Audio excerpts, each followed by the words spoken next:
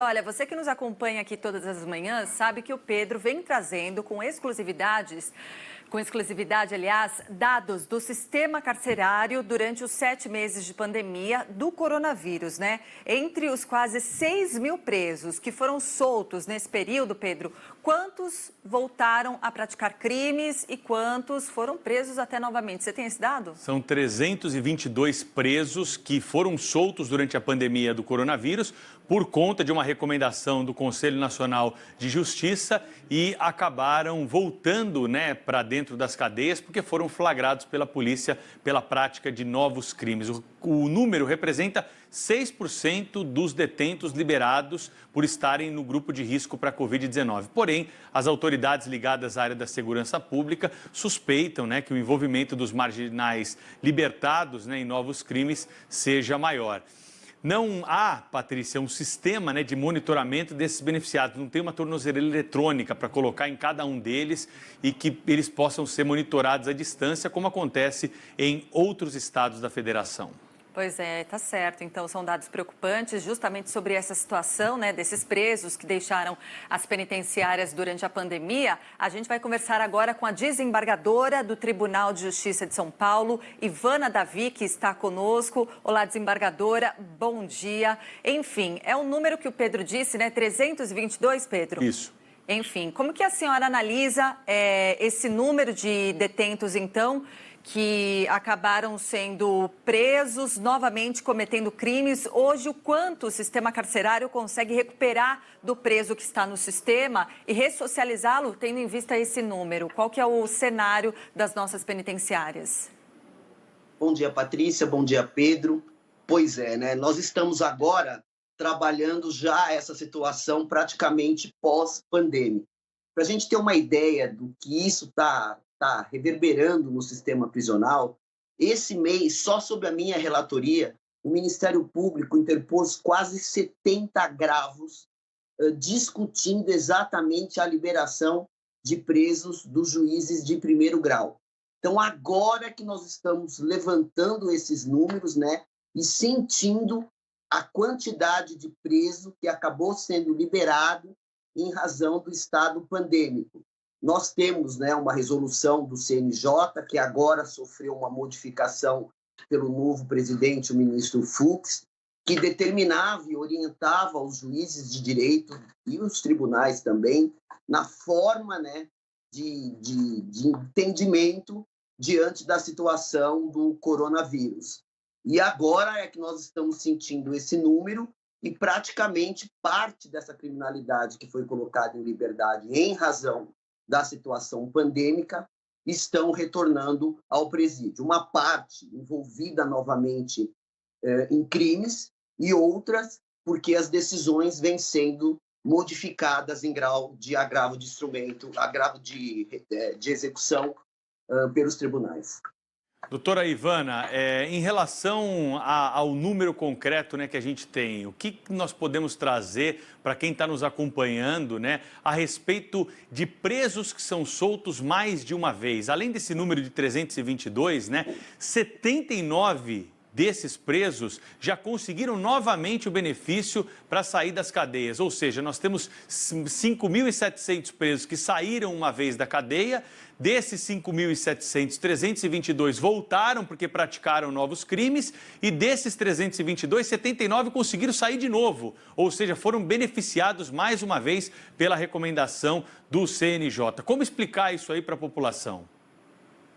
Isso depende do olhar de cada juiz, O juiz ele tem esse poder, dever de analisar cada prisão, ele tem isso. Nós estamos com as audiências de custódia suspensas, porque não se pode fazer por videoconferência, segundo o CNJ, e o juiz está analisando isso caso a caso quando dá a apresentação, da comunicação da prisão em flagrante. Leva-se em consideração principalmente o tipo penal praticado, se o crime é grave, se o crime permite algum tipo de benefício, e depois leva em consideração essa situação pandêmica dentro do sistema prisional. Eu acho que a gente também tem que considerar que o sistema prisional, o juiz não está fazendo as correções que ele deve fazer todo mês no sistema prisional. Então, a informação que o juiz tem, que a sociedade tem, de como está o sistema prisional, vem do próprio sistema.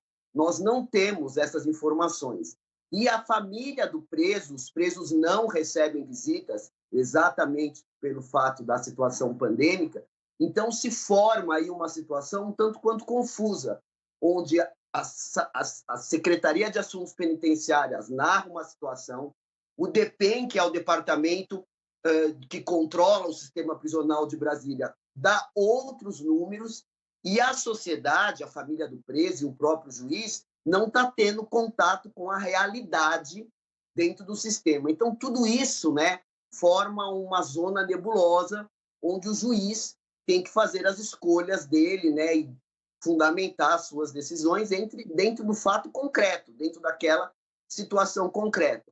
O que eu percebo é que caminha-se, né, passos largos para essa situação ser controlada. Parte do sistema prisional começa a receber visitas pessoais, presenciais da família do preso, e isso vai formando uma certa tranquilidade, né, tanto de quem está dentro do sistema quanto do próprio Poder Judiciário. Só o tempo é que vai falar, mas a sociedade está preocupada, e não é por outra razão, senão a segurança pública, né? Vivemos, o número de crimes começou a aumentar, exatamente porque as pessoas estão voltando à rua e acabam sendo vítimas, principalmente de crimes contra o patrimônio, como a gente tem percebido nas prisões em flagrantes que ocorrem diariamente aqui no estado de São Paulo e na nossa capital.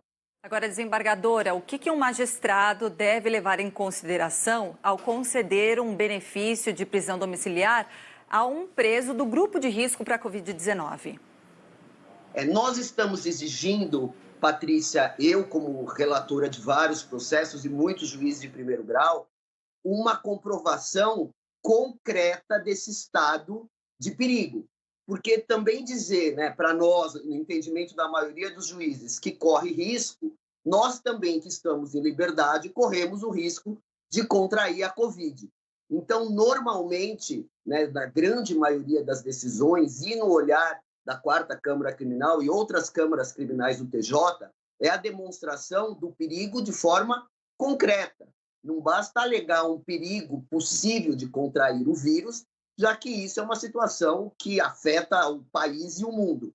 Então, essa possibilidade, essa forma, né, esse risco, para nós, tem que ser um risco concreto, um risco iminente. Senão, ele cai numa situação de toda a população do nosso país e até do mundo. Doutora Ivana, agora a pergunta que está na cabeça de todo mundo que está nos ouvindo aqui.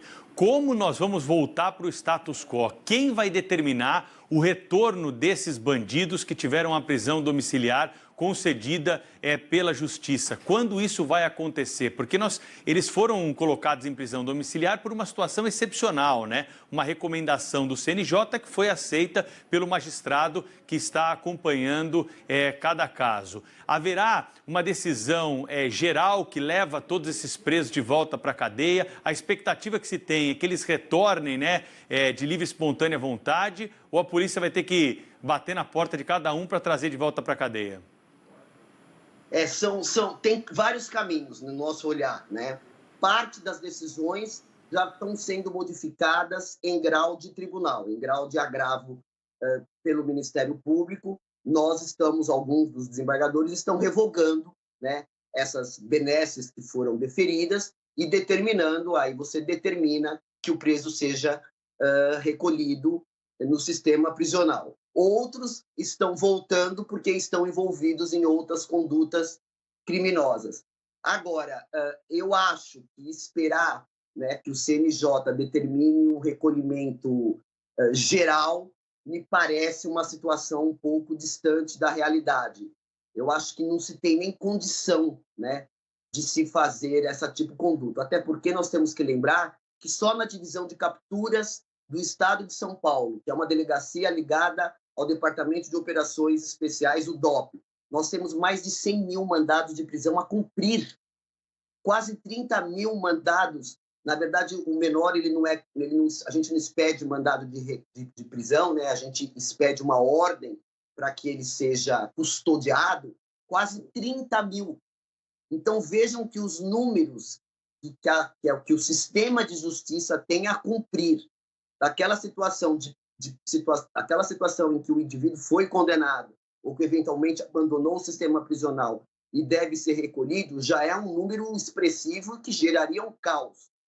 Imagina numa situação desse estado pandêmico, com esse número de presos que foi colocado em regime aberto. Na verdade, ele foi colocado para cumprir a pena em casa. Acredito eu que essa revogação, dentro de um olhar constitucional e dentro do Código de Processo Penal, vai ter que ocorrer caso a caso. Ok, muito obrigada, doutora Ivana Davi, desembargadora do Tribunal de Justiça de São Paulo, pela entrevista ao vivo aqui no Manhã Band News. Bom dia para a senhora. Eu é que agradeço, bom dia.